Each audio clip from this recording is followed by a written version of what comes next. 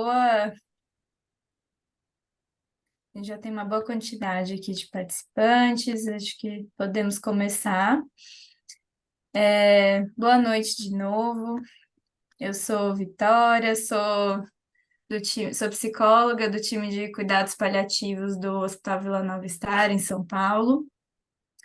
Estou coordenando junto com a doutora Veridiana nessas reuniões científicas do time, né, que são abertas, são mensais, a gente tem uma programação muito legal e por meio dessa lista de e-mails e alguns outros canais de divulgação, a gente tem conseguido divulgar e chegar em várias pessoas aí pelo Brasil, então tem sido muito interessante esse espaço, né? Vai fazer um ano que a gente tem organizado as reuniões, então tem sido muito legal e elas estão gravadas, né? Por meio dessa lista também de e-mails, eu vou passar o formulário para todo mundo se inscrever, quem tiver interesse. A gente consegue também divulgar a lista do YouTube onde estão as últimas reuniões, tá? Então, quem tiver interesse, elas são sempre gravadas, inclusive essa. Hoje a gente vai falar sobre psiquiatria e cuidados paliativos.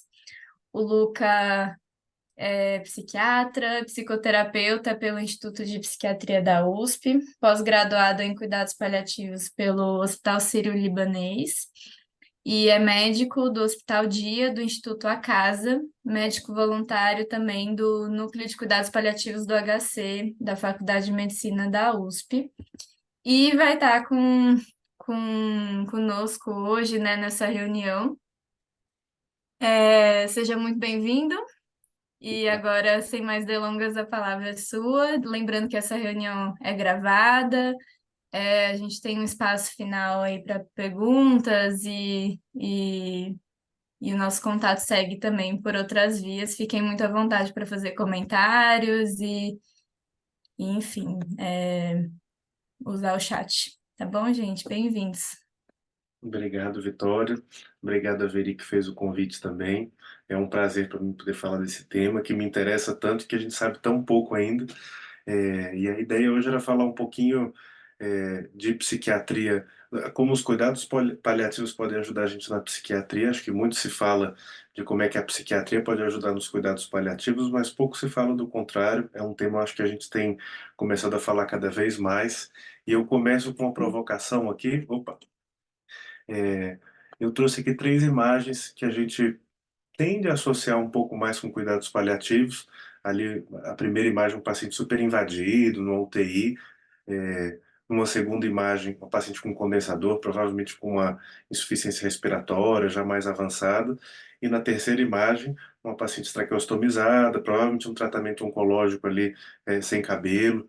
E são imagens que a gente associa com um pouco mais de naturalidade, talvez hoje, com cuidados paliativos, ainda mais quem está aqui na reunião hoje, que talvez se interesse mais por isso também, não nos surpreende associar essas imagens com cuidados paliativos.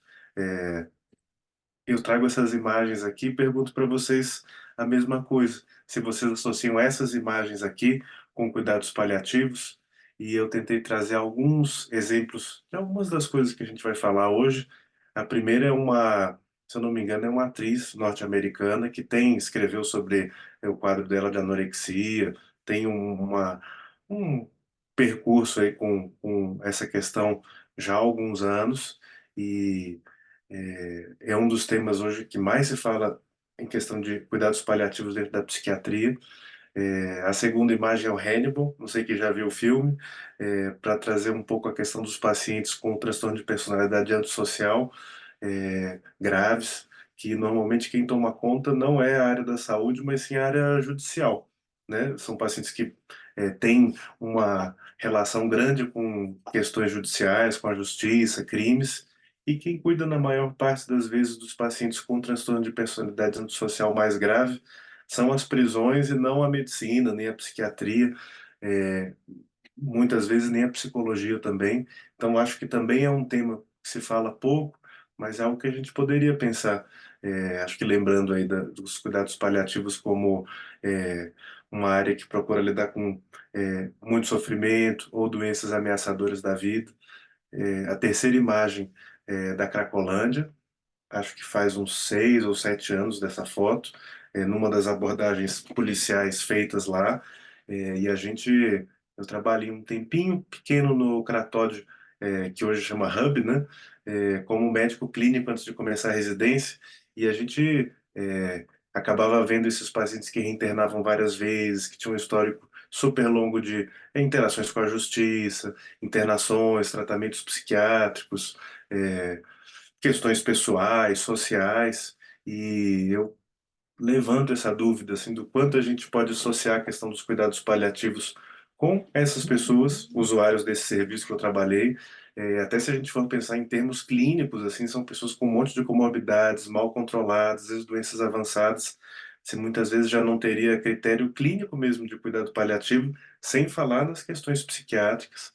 É, Acho que se você pegar é, o próprio Speak ou alguma outra ferramenta de avaliação em cuidados paliativos, quantas internações teve no último ano? Se a gente for pegar pacientes de lá, internações psiquiátricas, muitas vezes mais de 3, 4, 5 internações. Se pegar um período maior, maior ainda. A quarta imagem, eu tentei trazer a questão dos acumuladores, que é uma coisa que a gente até fala pouco, mas o que a gente tem de dados hoje é que são pacientes que, pelo menos nesses quadros muito graves, não respondem muito bem ao tratamento. E, de novo, quem se ocupa deles na maior parte das vezes não é a psiquiatria, nem a psicologia, é a vigilância sanitária. Normalmente esses casos vão parar lá, quando chega num ponto que não dá mais para lidar, e é muito difícil a abordagem, poxa, você vai entrar na casa da pessoa como profissional de saúde, muitas vezes quem acaba fazendo esse trabalho são já os agentes comunitários de saúde, fazendo uma ponte com a equipe de saúde, mas são casos que a gente sabe que são de difícil tratamento e as pessoas tendem a recorrer nesse tipo de comportamento, por se isso não é uma situação grave, até ameaçadora da vida em questão de doença ou de risco. Então, eu quis trazer essa imagem um pouco também para perguntar para vocês o quanto que a gente associaria essa imagem, uma pessoa que passa por esse tipo de problema com cuidados paliativos. A gente sabe que são questões de difícil tratamento, muito sofrimento para a pessoa e para os familiares, um risco de morte elevado por questões, descontrole de questões clínicas de base, exposições a doenças infecciosas. E a última imagem eu trago, teve até uma série do Netflix, não vou lembrar o nome agora, que conta a história dessa menina com a mãe, e essa menina, enfim, a mãe sofria de um quadro de Munchausen por procuração grave, e tratou a filha como doente, procurou todo tipo de serviço de saúde, ela foi submetida a diversos tratamentos, até que mais velha, ela matou a mãe, e essa história veio à tona na justiça, porque ela nunca teve nenhum diagnóstico, teve vários diagnósticos ao longo da vida, mas não tinha base clínica para nenhum desses diagnósticos. Então ela recebeu inúmeros tratamentos desnecessários, danosos, e a gente, acho que todo mundo que já trabalhou em hospital, mesmo que não tenha trabalhado com pediatria, recebe esses casos de Munchausen por procuração com crianças, idosos, mas como é crianças. E são casos que poxa, você vai tentar fazer um levantamento, assim, o que acontece com esses pacientes, como é que é o segmento deles.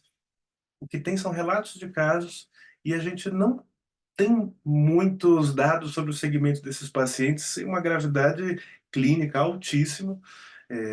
E o manejo também é um pouco difícil. E, de novo, são pessoas que a justiça e os conselhos tutelares acabam se ocupando muito mais delas do que a área da saúde propriamente dita.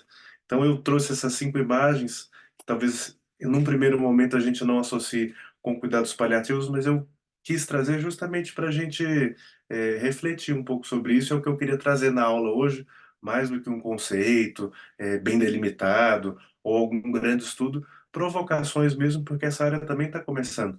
É, eu trago essa imagem que traz um pouco dessa área de intersecção da psiquiatria com os cuidados paliativos, e a gente consegue imaginar que a área é essa.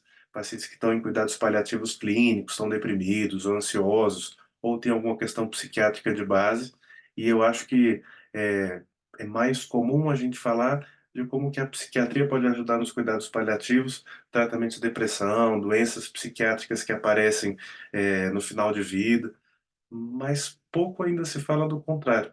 E eu acho que isso foi um aprendizado para mim entrando na área dos paliativos, como é que que a gente pode aprender com os cuidados paliativos como psiquiatras e profissionais da saúde mental. Inclusive foi o tema da minha monografia da pós, de um caso de transtorno de personalidade, que é um assunto que me interessa, e a questão dos cuidados paliativos. Então, quem quiser, depois eu deixei no final da aula lá uma pastinha. E eu trago esse conceito da psiquiatria que eu acho muito curioso.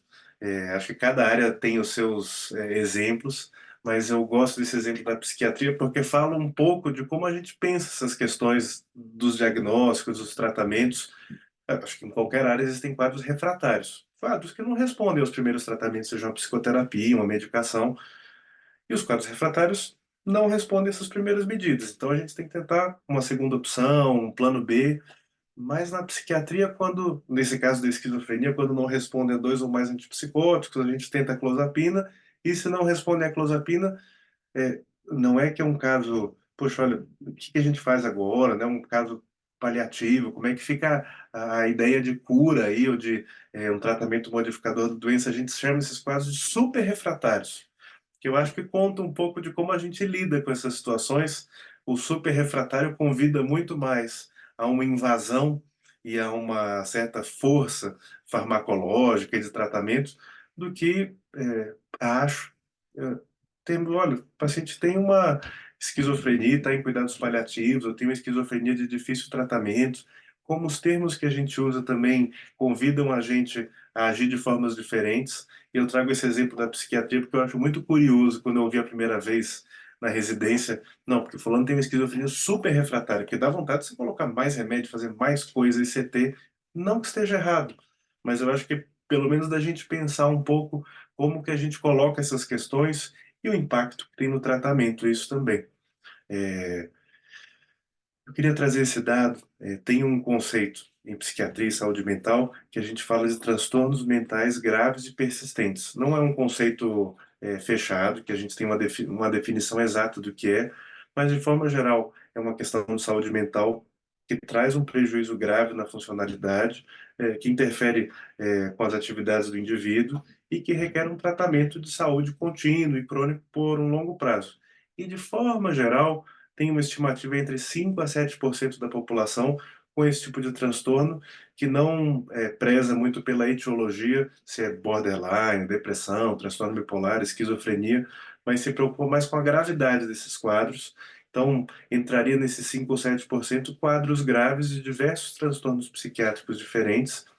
E a gente tem uma ideia desse número, 5, 7% não é pouca coisa. Isso os quadros graves. É, de novo, essa definição em aberto, não existe uma definição exata do que é isso, mas de forma geral esse tripé de um tratamento crônico, que de muito tempo, com muito impacto na funcionalidade, é, e que interfere com as atividades da pessoa.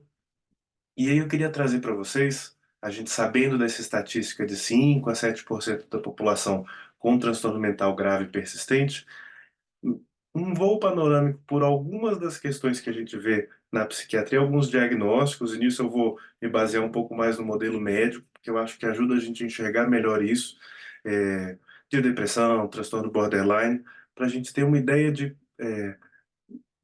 da necessidade, eu acho, de se falar de cuidados paliativos em psiquiatria. Aqui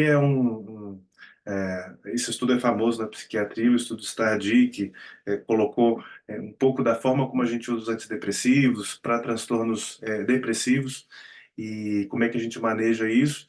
E o que se tem hoje é, em média, 30 a 33%, às vezes um pouco mais, um pouco menos, dos pacientes com depressão são refratários a dois ou mais antidepressivos, então a gente poderia considerar, dependendo da classificação, como uma depressão refratária. Eu tenho minhas críticas, mas eu acho que ajuda um pouco a trazer à tona essa questão de que, poxa, depressão é uma questão, pode ser uma questão grave, mas é uma questão relativamente comum.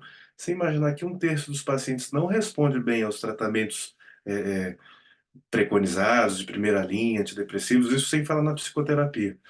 É muita gente. Claro que isso tem outras medidas que a gente pode fazer, psicoterapia junto, mas de forma geral tem regra da psiquiatria que um terço dos pacientes, de forma geral, não responde aos tratamentos habituais.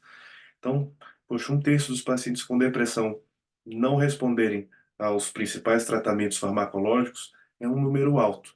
É, eu trouxe esses dados de transtorno borderline também, que é uma outra questão que eu acho que com certeza vai se falar muito em cuidados paliativos para transtorno borderline no futuro próximo, porque é um transtorno relativamente comum, 1 a 2%, e é um transtorno que gera muito sofrimento e que não existe um tratamento farmacológico padrão ouro. Na verdade, o que tem de tratamento farmacológico funciona moderadamente. O padrão ouro é a psicoterapia, algumas psicoterapias mais específicas, e a gente sabe que é, estimativas giram em torno de 8 a 10% dos pacientes diagnosticados com esse transtorno vão morrer por suicídio.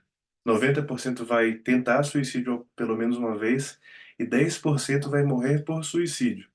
E eu convido vocês a pensar em outras questões clínicas que aparecem, até determinados tipos de neoplasias, é uma mortalidade menor do que do transtorno borderline. Poxa, 10% dos pacientes vai morrer de suicídio. Isso sem falar em todas as mortes causadas por envolvimento com violência, uso de substância. Então, é, se isso não é uma doença ameaçadora da vida, eu não sei do que é. Então, isso, e a gente sabe, e eu trouxe esse gráfico, que é, o que tem de estudos mais de longo prazo acompanhando esses pacientes é de que a maioria dos pacientes melhora num período de 10 anos, mais ou menos 90% atinge a remissão, ou seja, dos 9 critérios, preenche menos do que 5, 4 ou menos, mas a gente sabe também, como a gente vê aqui no gráfico, que a remissão é alta, ou seja, os pacientes não cumprem mais aqueles critérios de transtorno de personalidade borderline, mas a remissão sustentada também. Então, a maioria desses pacientes não volta a ter os critérios. Mas a recuperação funcional, que um dos termos usados é o recovery, inclusive em português a gente usa esse termo, é baixo. Se a gente for olhar ali, em torno de 50% dos pacientes têm uma melhora funcional. E acho que isso é outro fato que chama atenção para a gente falar de cuidados paliativos em psiquiatria, porque uma coisa é falar de remissão, deixa eu pegar aqui a lista dos critérios, ver o quanto que a pessoa preenche daqueles critérios ou não, e uma outra coisa é falar como é que a pessoa está na vida dela em termos de sofrimento, funcionalidade, prazer, qualidade de vida. E a gente vê que, no caso do transtorno borderline, a maioria esmagadora das pessoas não preenche mais os critérios para o transtorno em um prazo médio, aí 10 anos, mas metade dos pacientes não tem uma recuperação funcional. E o que a gente vê na prática são pacientes que têm muitas vezes evoluem com um círculo social muito difícil, uma vida laboral muito complicada. E, poxa, o quanto faz sentido a gente falar em remissão de sintomas, fazer um checklist, ou o quanto faz sentido falar em funcionalidade, em qualidade de vida. Outra área muito rica para falar de cuidados paliativos em psiquiatria são os transtornos alimentares. A gente sabe que mais ou menos estimativas falam de 15 a 25% dos pacientes com anorexia nervosa, a maioria mulheres, vão evoluir com um quadro crônico de difícil tratamento. Puxa, um quarto dos pacientes evoluírem com um transtorno que vai causar impactos ao longo da vida da pessoa, muitas vezes com um monte de reinternações, tratamentos custosos, muito complexos, não é pouco. Especialmente numa doença como a anorexia nervosa, que é muito grave, talvez a mais grave em psiquiatria em termos de mortalidade. É, então, de novo, e 10% dos pacientes com bulimia nervosa, ele coloca nesse artigo. Então, poxa, se você pensar, às vezes a gente fala hoje em cuidados paliativos precoces, né? Poxa, você um adolescente, um adulto jovem, se faz um diagnóstico de anorexia nervosa, você imagina que aquela pessoa vai ter 25% de chance de evoluir para um quadro crônico e de difícil tratamento, o quanto que a gente deveria ou poderia falar em cuidados paliativos precoces nesses casos? É, Se a gente for pensar em outras doenças clínicas, muitas vezes que a gente até indica cuidados paliativos precoces não vão ter essa taxa de evolução para um quadro de difícil tratamento. E que gera grande sofrimento, a gente sabe que tem um risco à vida nessas condições, não só pela desnutrição, mas, de novo, por doenças clínicas, outros tipos de exposição. É, Então, esse outro artigo traz aí 27,9% de pacientes com uma evolução ruim, é quase um terço, de novo, a gente volta para aquele um terço da depressão. Então, é, e muita perda de qualidade de vida, muito gasto em saúde, muitos tratamentos super específicos que esses pacientes precisam fazer, e até depois a gente vai falar do quanto que isso se justifica, o quanto que é proporcional, que é outra palavra dos cuidados paliativos que eu gosto bastante. Mas a ideia é trazer um pouco desse panorama para a gente ver que, poxa, olha, nossos tratamentos e nossas abordagens não são tão boas assim. E eu acho que isso não fala da qualidade da psiquiatria, ou da psicologia, ou da psicoterapia, mas um pouco da natureza difícil das questões que a gente lida. Acho que mudando agora a chave, a gente falou um pouquinho de depressão, transtorno borderline, anorexia nervosa, esquizofrenia, mais ou menos 1% aí da população, 1,5%. A gente sabe, peguei um estudo, mas a gente pode pegar outros estudos, de novo, 24 meses, ou seja, 2 anos depois de um primeiro episódio, que normalmente é para homens no final, e meio para final da adolescência, início da fase adulta, mulheres um pouco mais tarde, ou seja, muito cedo na vida das pessoas. Não é uma doença que a pessoa vai ter com 60, 70 anos, é 14, 15, 16, 18 anos. O impacto que isso vai ter ao longo da vida, a gente vê que com um tratamento muito bom, num centro acadêmico, 70% dos pacientes têm remissão. 70% dos pacientes têm remissão, 56% remissão funcional, ou seja, não estou fazendo checklist dos critérios, eu estou olhando para a funcionalidade dessa pessoa. E 60% uma boa qualidade de vida, é um número muito baixo. Poxa, se a gente pensar que com um ótimo tratamento, isso inclui psicoterapia, abordagem psicossocial, medicação, mais ou menos metade dos pacientes vai ter uma boa qualidade de vida. Muitos diagnósticos clínicos que para a gente parecem muito piores à primeira vista, não vão tão mal quanto esse artigo mostra para a gente de um paciente diagnosticado com esquizofrenia. E se a gente vai olhar o recovery, que seriam essas três coisas juntas, 30%, ou seja, um terço dos pacientes, de fato vai voltar para uma boa funcionalidade prévia, com qualidade de vida. É muito pouco. Poxa, se você pensar que você vai fazer esse diagnóstico no início da vida de uma pessoa, é, e é uma doença crônica, é muito tempo de vida afetado e, poxa, com um grande sofrimento. Acho que qualquer pessoa que já trabalhou aí na área de saúde mental ou mesmo fora da área de saúde mental e acompanhou pacientes com esquizofrenia, a gente sabe o quão difícil é. É, Poxa, se isso não é motivo da gente falar em cuidados paliativos, eu sinceramente não sei o que é. Até se a gente for na raiz do que é cuidados paliativos. Então, eu trago aqui esse gráfico, para quem é da área já deve conhecer de cabo a rabo, mas de forma geral traz essa ideia dos cuidados curativos ou modificadores de doença, que é o termo mais correto atualmente, e dos cuidados paliativos não como excludentes. Não é que você tem um cuidado curativo e em algum momento não se tem mais nada a fazer e você encaminha para os cuidados paliativos, mas como abordagens síncronas, que o que vai variar é o foco. Quanto de foco você vai ter? Uma abordagem mais modificadora da doença ou curativa, ou uma abordagem de suporte paliativa, em determinados momentos da evolução da doença. Isso eu coloco, poxa, a gente olhou um pouco nos últimos slides, como que muitos desses diagnósticos, de forma geral, evoluem mal. E, poxa, será que, como a gente viu lá, a esquizofrenia super refratária, você já fez um monte de ensaio de medicações, combinações. Eh, Se a gente fosse pensar em cuidados paliativos dentro da psiquiatria, qual que é a hora de chamar? Quando que deveriam começar? Isso não coloca o ponto de ter uma equipe especializada em cuidados paliativos, mas de um foco paliativo, ou de um foco de suporte, de controle de sintomas, de qualidade de vida. A gente viu que pacientes com esses transtornos vivem mal, com pouca qualidade de vida. Isso, assim, muitos desses estudos em centros de excelência de tratamento, com acesso a medicação, psicoterapia, que é uma coisa rara hoje de uma pessoa conseguir um tratamento nesse nível de cuidado dentro por exemplo, do nosso sistema público ou mesmo do sistema privado. Não é fácil conseguir um tratamento completo assim.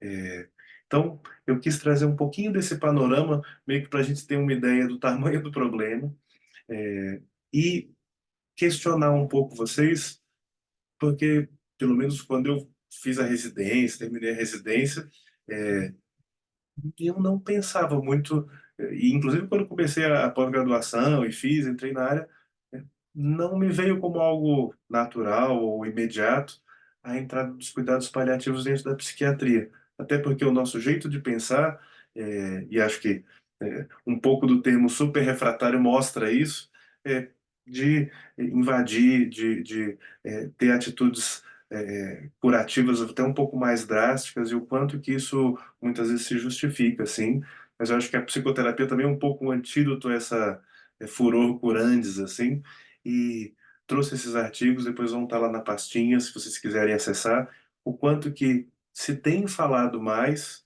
sobre a questão dos cuidados paliativos dentro da psiquiatria, e é um tema super atual. É, é, esse gráfico traz um pouco do que seria a ideia dos cuidados paliativos dentro da psiquiatria, de novo, muita gente, a Vitória falou do Hospital Dia do Instituto A Casa que eu trabalho, e lá eu acho que a gente faz cuidados paliativos em psiquiatria, inclusive aprendi muito sobre isso lá, mesmo que ninguém nunca tenha mencionado o termo.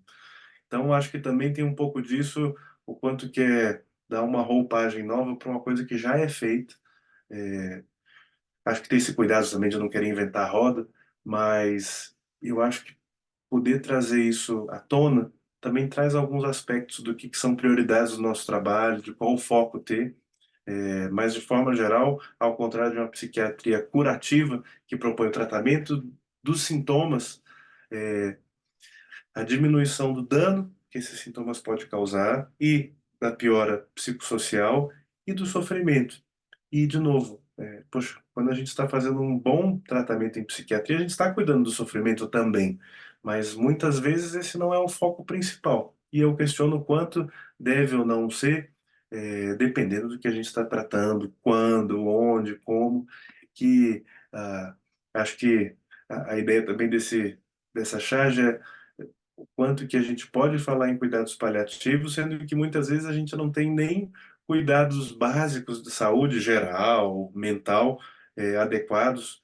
Então, acho que de ter esse cuidado de não rotular como paliativos como cuidados paliativos ou como abordagem paliativa,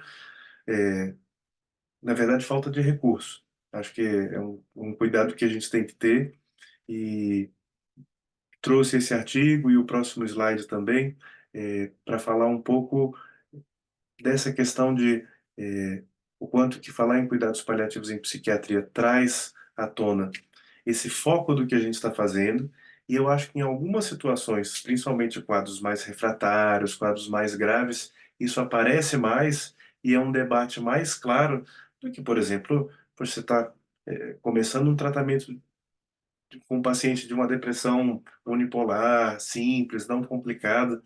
Então, naquele momento, apesar de saber que, poxa, olha, um terço dos pacientes não vai responder, talvez não faça tanto sentido naquele momento, mas, de novo, uma questão de foco.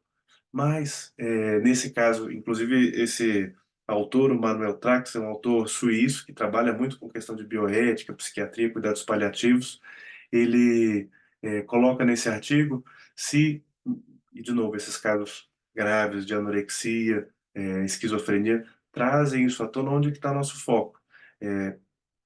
Por exemplo, nesse artigo ele traz um caso grave de anorexia nervosa, e o quanto que faz sentido, por exemplo, reinternar o paciente pela 20ª vez para fazer um tratamento que já foi tentado 15 vezes ou não, e o quanto que isso desperta fortes reações na gente. E, de forma geral, em quem trabalha em saúde, justamente porque a psiquiatria e a saúde mental não tem marcador. Então, não posso medir, deixa eu ver se a depressina da pessoa está diminuindo com o tratamento ou não.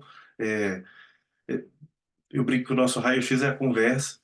Então, por não ter biomarcadores, por ter ferramentas prognósticas insuficientes, a gente não sabe. Às vezes tem dicas de se um paciente vai evoluir mal ou não, mas muitas vezes são dicas muito menos claras do que para o tratamento de um câncer, por exemplo, ou mesmo de uma insuficiência cardíaca, uma doença pulmonar obstrutiva crônica, que a gente sabe que são quadros que têm um potencial de gerar muito sofrimento. A gente tem pouco disso em psiquiatria. Nossa capacidade diagnóstica já não é das melhores. Os próprios diagnósticos, as fronteiras ali entre um e outro são questionáveis. Acho que a gente pode é, questionar muito sobre isso, que dirá questão prognóstica. Então, poxa, já coloca um empecilho no caminho, porque uma das coisas mais importantes dentro dos cuidados paliativos é ter uma ideia do prognóstico. Você saber como que você entra, com que intensidade, onde. Em psiquiatria é muito difícil a gente saber é, prognosticar um paciente com precisão. Então, por isso também fica difícil saber, poxa, onde que eu estou nessa doença, qual que é o curso. Esses casos graves refratários ficam mais claros pela própria natureza da condição, mas um ponto da nossa área que dificulta a gente conseguir pensar nisso. E é, nesse artigo do Traxel, e essa matéria eu também deixei lá na pasta, é muito interessante, do New York Times, que traz a história dessa moça que faz um tratamento de longo prazo, ela é americana, para anorexia, e é um dos temas onde mais tem se falado em cuidados paliativos em psiquiatria, porque, é, poxa, até onde ir com o tratamento, muitas vezes, até como uma exceção à medicina de forma geral, tratamentos involuntários, então contra a vontade do paciente, isso é outra coisa que também mexe muito com a gente, eu acho que com quem trabalha na área da saúde, como profissionais, ou mesmo, enfim, pessoas que acompanham, é, onde fica esse foco? Nesses casos, é como se a gente desse um zoom nessa fronteira, onde é que fica o nosso foco curativo, o nosso foco de qualidade de vida, controle de sintomas. E ele conta a história dessa paciente que já tinha sido internada 16 vezes, tinha feito múltiplos tratamentos, diversas linhas, até onde você deve insistir num tratamento curativo, ou até onde você deve abrir mão de um tratamento curativo, modificador da doença, e focar em qualidade de vida. Essa fronteira entre um tratamento curativo que diminui a qualidade de vida em psiquiatria às vezes não é tão claro, porque tem tratamentos que oneram muito o paciente, mas trazem resultados muito bons, mas, de novo, isso é mais incerto, eu acho, do que no restante da medicina, e por conta disso traz mais esses conflitos à tona. Acho que outro assunto que está muito quente, eu acho que está vindo mais à tona na mídia, enfim, de forma geral, é, alguns países que têm, de poucos anos para cá, legalizado a eutanásia em pacientes com questões primordialmente psiquiátricas. Eu acho que, assim, de novo, vem à superfície todo tipo de questionamento sobre, poxa, quando é que eu considero terminal?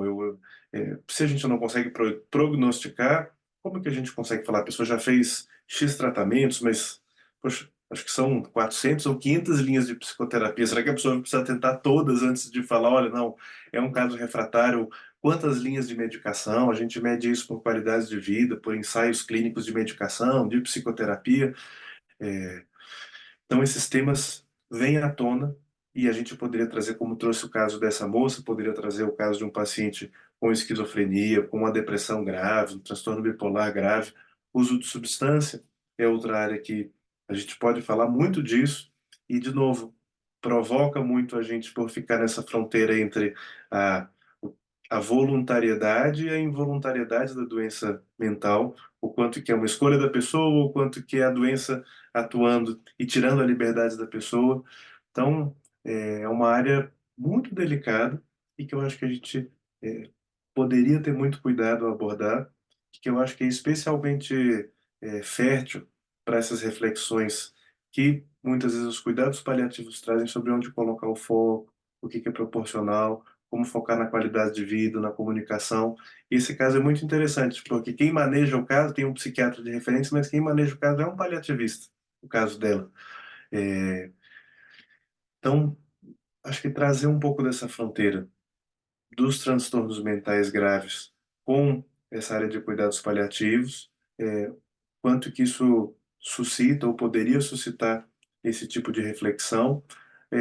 Hoje em dia, se propõe alguns conceitos bem experimentais do que seria cuidado paliativo em psiquiatria, e esse artigo que tenta trazer, é, operacionalizar esses critérios de forma geral é muito parecido com os cuidados paliativos clínicos, assim, você adequa uma coisa ou outra para situações de saúde mental, mas afirmar a vida, mas entender que esse tipo de transtorno pode ser incurável, suporte para lidar com essas questões de sofrimento mental, não apressar e nem postergar a morte. E, basicamente, se a gente for ler qualquer definição bem feita de cuidados paliativos, se aplicaria à psiquiatria sem grandes alterações. E isso a gente vai lembrar lá da Cicely Saunders, que fala numa das cartas dela, que é a nossa fundadora, enfim, a nossa é, é, fada madrinha assim dos cuidados paliativos, que o sofrimento mental talvez seja o sintoma mais intratável de todos. Então, uma pessoa que dedicou a vida para conseguir ajudar no sofrimento das pessoas, falar isso não é pouca coisa, e a gente de fato vê que é, por a nossa área da saúde mental estar em contato mais íntimo com questões sociais, culturais de cada época, essas fronteiras do que é cura, do que é refratariedade ficam muito mais difíceis. Então, a gente pensa, por exemplo, poxa, eutanásia para pacientes com questões de saúde mental. Poxa, olha, dependência química grave, várias internações, então vários tratamentos. Poxa, a gente vai propor eutanásia para a população da Cracolândia, isso faz sentido, é um total contrassenso. É, então, acho que suscita muitas questões, e, de novo, por essa interface maior com outras áreas, isso tudo fica um pouco menos claro, do que uma área talvez que a gente possa lançar a mão de argumentos, técnicas, questionários, validações mais biológicas para medir aquilo que a gente está vendo. É, a gente sabe que, como eu falei, a própria questão diagnóstica, prognóstica é muito ruim em psiquiatria e o quanto que isso afeta também até da gente ter um cuidado de falar sobre cuidados paliativos em psiquiatria. Acho que já 8h42, a gente está com tempo. Então, basicamente, hoje em dia não se tem uma definição exata do que seria cuidados paliativos em psiquiatria. A ideia hoje é trazer algumas provocações para vocês.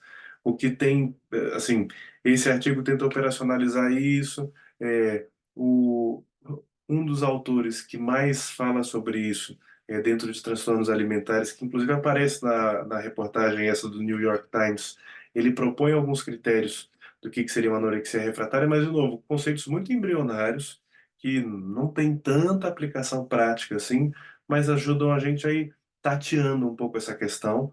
É, mas a ideia da aula de hoje era poder fazer uma provocação nesses extremos de gravidade do sofrimento humano.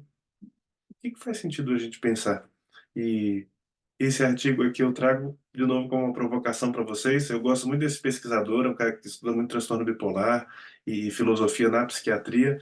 E ele coloca nesse artigo uma coisa que é super questionável, que pode gerar muito debate, mas ele fala assim: olha, a maioria das medicações em psiquiatria eh, não tem muita evidência de que mexem em questões fisiopatológicas. Tratam muito bem sintomas, mas será que estão tratando a causa desses sintomas, que é o eterno debate da saúde mental? Se está tratando, se não está tratando?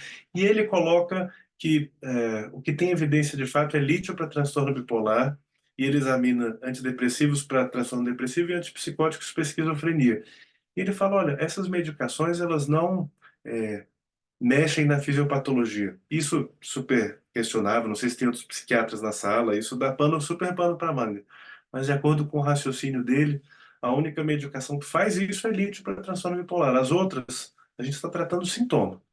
E aí, poxa, quando eu li esse artigo, ele não fala nada em cuidados paliativos, eu pensei, poxa, será que a gente não está fazendo, entre muitas aspas, cuidados paliativos sem saber em psiquiatria? Que o nosso foco de alguma forma é melhorar os sintomas, qualidade de vida, mas enfim, cuidados paliativos não é só isso. Mas eu trouxe esse artigo porque eu acho interessante essa discussão, é, e acho que tem tudo a ver com, aí ampliando um pouco essa abordagem mais biológica da psiquiatria para a questão da psicoterapia, que aí a gente pode levantar outras questões sobre o que que é cura, o que que é recuperação, o que que é remissão. Eu tentei trazer um pouco mais esse modelo biomédico, até puxa, pelo tempo da reunião, se fosse trazer um aspecto mais abrangente, a gente poderia ficar aqui uma semana, fazer um curso. Mas eu acho que esse aspecto biomédico, biológico, ajuda a gente a delimitar um pouco melhor isso e até dialogar melhor com a medicina e com essa questão mais técnica dentro da medicina. Mas a gente pode se perguntar, poxa, um tratamento psicoterápico é um tratamento paliativo? Quanto de fato a gente está curando as pessoas, ou está ajudando elas a lidarem melhor com as questões que ela tem, ou está transformando? Tem um artigo da Folha que a autora fala que a cura da psicanálise não é a cura da medicina, é a cura do queijo. Você vai transformando, apurando, mudando.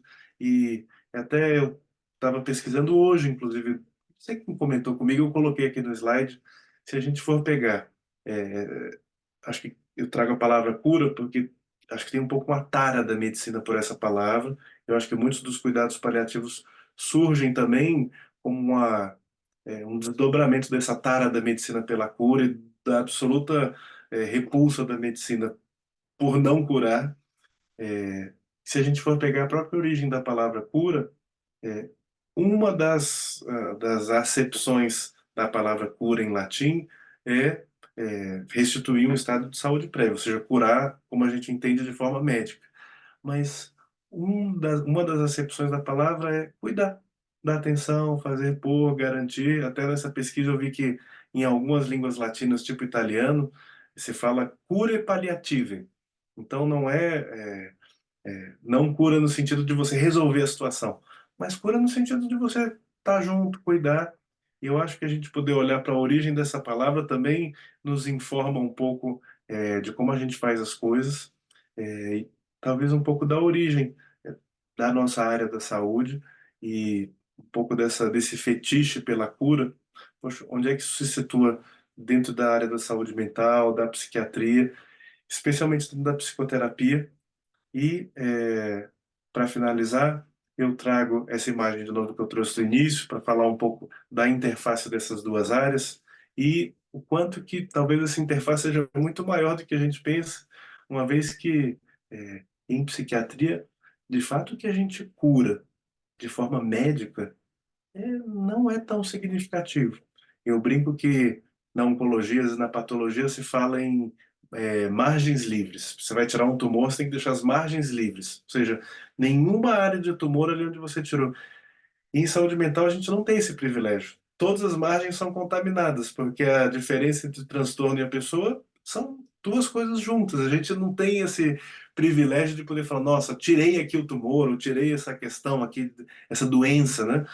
Porque a doença, lato sensu, está intimamente ligada com a história de vida da pessoa, com quem ela é.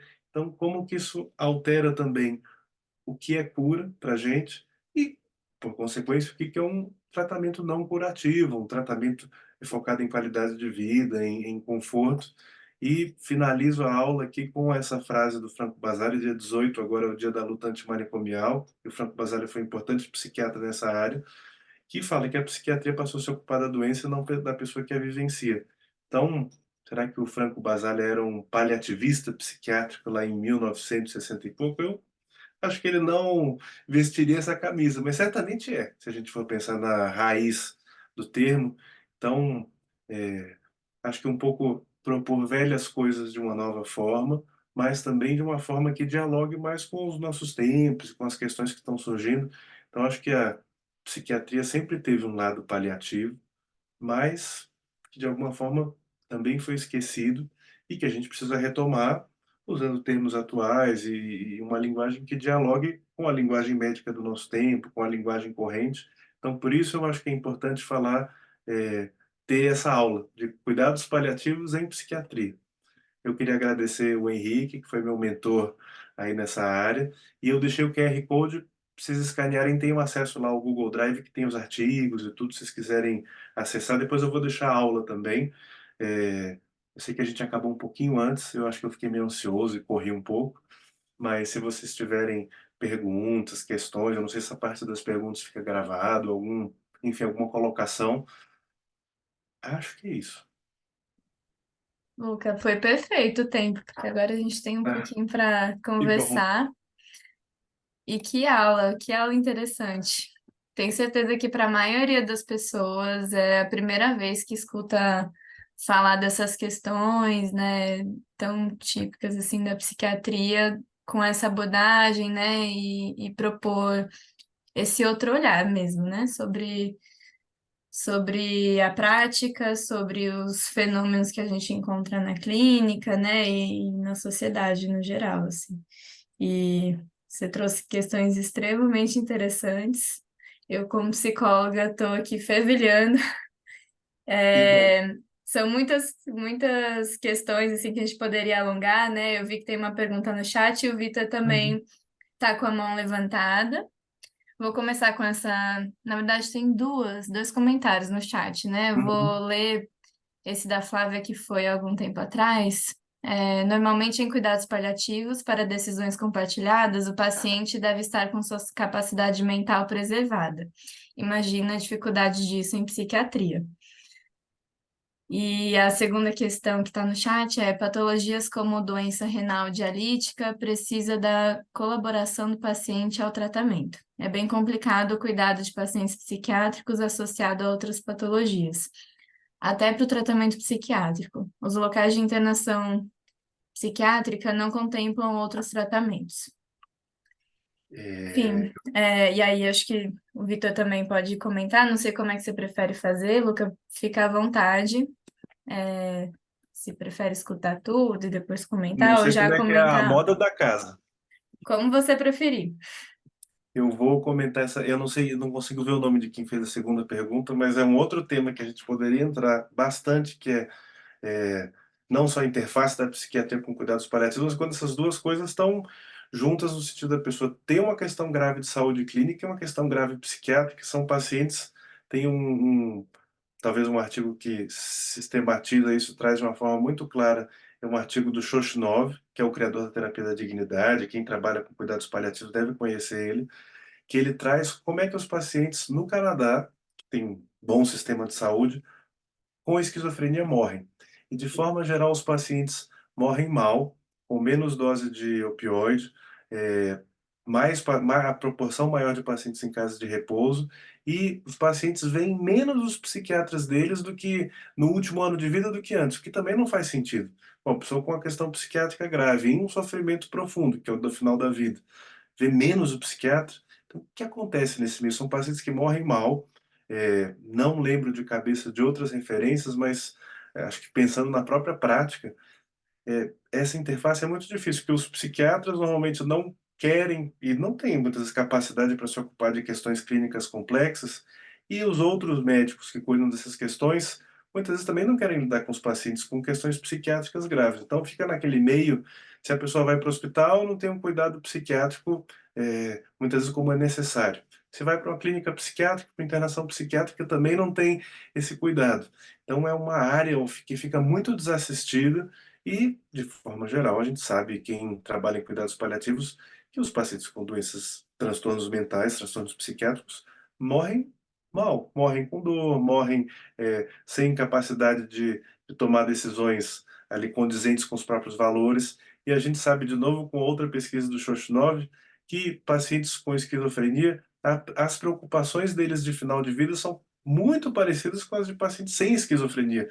Eu vou ter dor, como é que eu quero planejar o final da minha vida, que tipo de intervenções que eu quero que façam em mim. Mas mesmo assim, e na estatística dele, o número de pacientes com esquizofrenia que tem uma diretiva antecipada é muito menor do que pacientes sem transtorno mental ou sem esquizofrenia. Poxa, por que que isso acontece, né?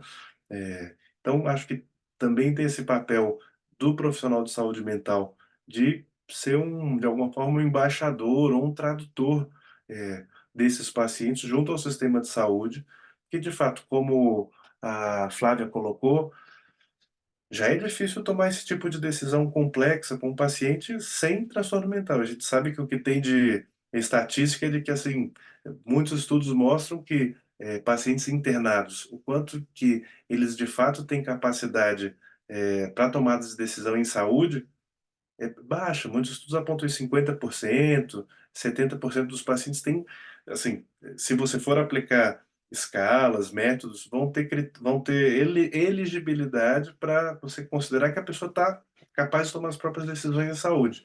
Isso para pacientes internados sem questão psiquiátrica. Com esse número muda e a gente sabe o quanto é difícil muitas vezes ter esse tipo de diálogo.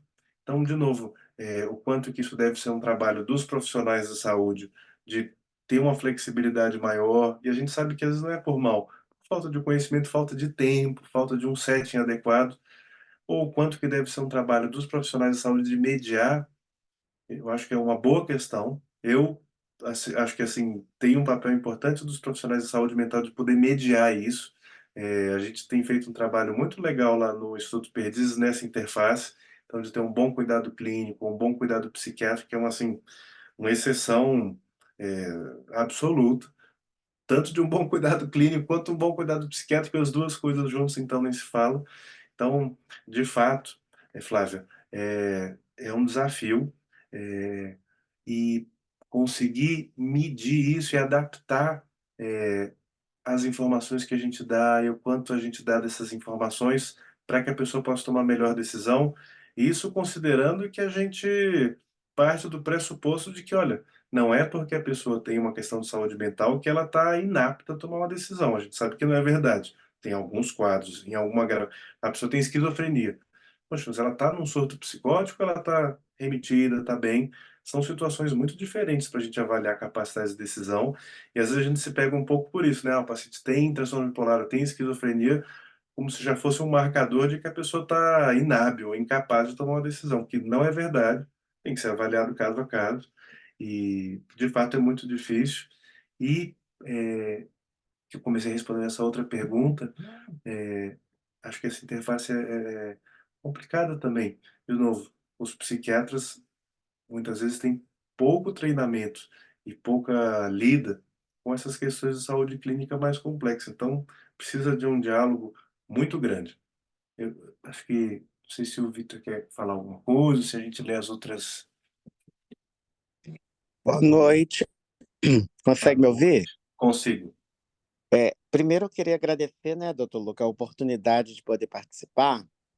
E aí, acho que você trouxe vários pontos importantes. Eu sou enfermeiro de formação e eu fiz residência em psiquiatria na UERJ. E era multi também com curso de psiquiatria. E aí, Uhum. uma coisa que eu gostei muito na sua fala são as outras formas de poder acolher esse paciente em saúde mental, que não a medicalização da vida, né?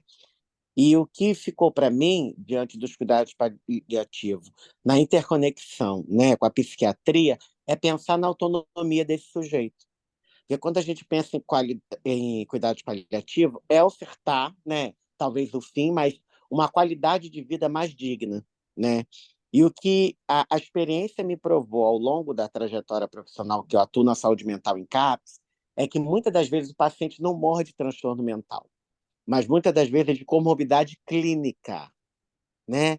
E aí, quando você traz essa intersecção, né, com os cuidados paliativos, acho que foi rico nas outras formas de abordagem que possa ser ofertada a esse sujeito, para além da questão da farmacodinâmica. Eu achei isso muito válido e rico, porque isso, de certa forma, reconhece também outros atores envolvidos nesse papel, né?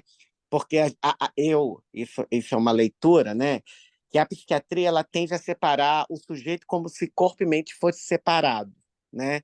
E aí a gente tem uma revolução, né, com o passar do tempo dessa ideia, para poder pensar o sujeito de forma integral, que é esse é o campo e a proposta da atenção psicossocial, né?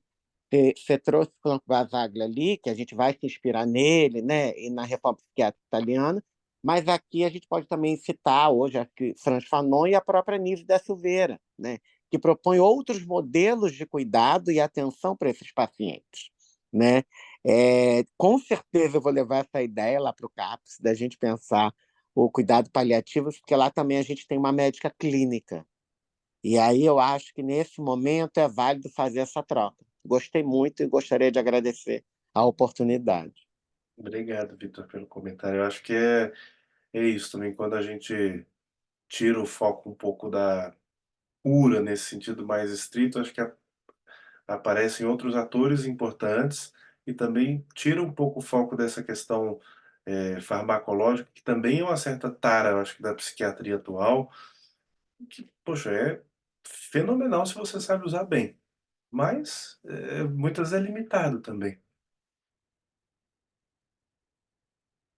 A Fran levantou a mão? Você quer falar, Fran? Oi, doutor, desculpa. Imagina. É, eu queria agradecer pela oportunidade que o senhor está nos dando de realmente parar para pensar com esse foco. Eu estou surpresa, impactada e extremamente feliz, porque a gente, né, na minha família, existem casos aí de pacientes psiquiátricos, tenho amigos também com borderline e nunca havia parado para pensar nisso. Então, fico feliz com essa oportunidade, porque a partir de agora eu acho que o meu olhar para eles serão de outra forma também. Então, muito obrigada por trazer esse olhar científico, mas ao mesmo tempo que faz com que a gente tenha mais humanidade, né, mais humanização em todo o processo. Então, impactou mesmo, viu? E eu te Que bom, agradeço Fran. muito. Obrigado. Eri, você levantou a mão também? Eu levantei. Né, nossa, foi muito legal, Luca. Eu achei maravilhosa a sua aula, assim, e acho que um ponto que você trouxe, respondendo o que a Flávia estava falando, que acho que é o que mais impacta que eu vejo no dia a dia, que as pessoas têm muita dúvida em relação ao transtorno psiquiátrico e decisão, né, compartilhada e tudo mais, é pacientes com quadro depressivo, né? Não é porque o paciente tem um quadro depressivo que ele não tem direito de escolher ou não tem capacidade de escolher o que é o melhor para ele, né? Que a gente já põe na conta, tá deprimido e quer morrer, né? E não é isso, né? Às vezes ele tem uma depressão que tem condição de fazer essa escolha, né? Então, acho que é importante a gente parar e pensar nisso também, né? Sim. Eu acho que tem os dois lados. Tem um artigo legal do Breitbart, daquele pessoal lá de Nova York, que avalia pacientes com, tô pensando aqui na tradução, mas um desejo antecipado de morte, que estão lá em tratamento oncológico avançado. E eles veem que pacientes com sintomas, scores mais altos de depressão, não sei se chega a ter os critérios, mas scores mais altos têm um desejo de uma morte precoce maior. E quando os pacientes tratam, isso volta à média que é das pessoas sem depressão. Então, acho que é um ponto da gente conseguir pesar. Será que tem alguma questão de saúde mental que está impactando ali, mas não cair nessa armadilha de acho que usar o diagnóstico como. Porque às vezes a gente pega o prontuário ali, vai saber quem é. Aquele diagnóstico ele surge de alguém, X, enfim, e aí já entra ali, nossa, ou já entra diferente, ou acho que ter essa abertura de, é isso, poder conversar, abrir, sentir, e na dúvida, acho que precisa, como a gente precisa de especialistas e de médicos generalistas para poder dialogar, cada um dentro do seu quadrado e ajudando um com o outro, mas eu acho que de ter esse cuidado de fato, é mais um fator para a gente avaliar o todo. Poxa, dor a gente sabe que é um super, um super fator de impacto para tratamento difícil, reinternação, até mesmo desejo antecipado de morte, uma dor maltratada, né? Então, eu acho que é uma das coisas que tem que entrar na conta junto com a questão psiquiátrica. Obrigado, Viri.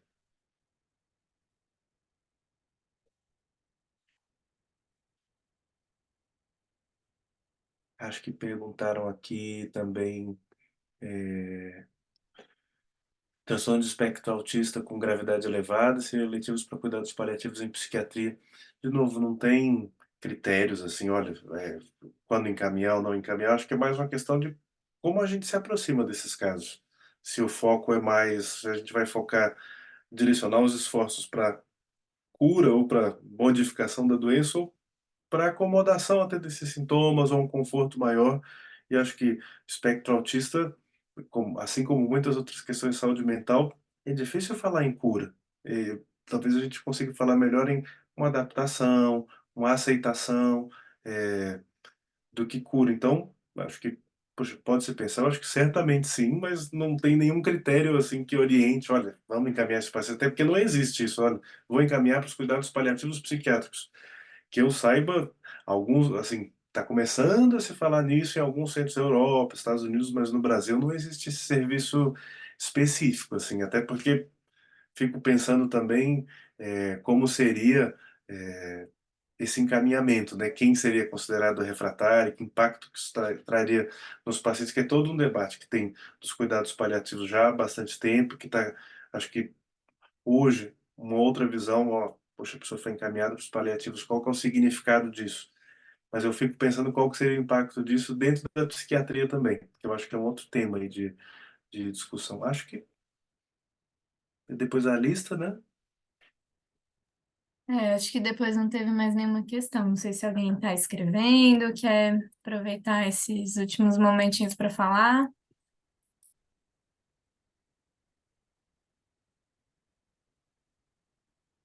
Aproveitando, gente, assinem a lista, porque é uma forma da gente seguir divulgando. Tá ali em cima o link. Eu coloquei o link também com da pasta. Ah, você pegou a pasta? É porque depois eu Uhum. comentei enquanto eu tirei o slide, mas você colocou o link da pasta, tá ótimo. Isso, tá ali em cima. Ó, surgiu uma outra questão. Existe já aqui no Brasil alguma discussão sobre diretivas de vontade em psiquiatria? Diretivas antecipadas de vontade?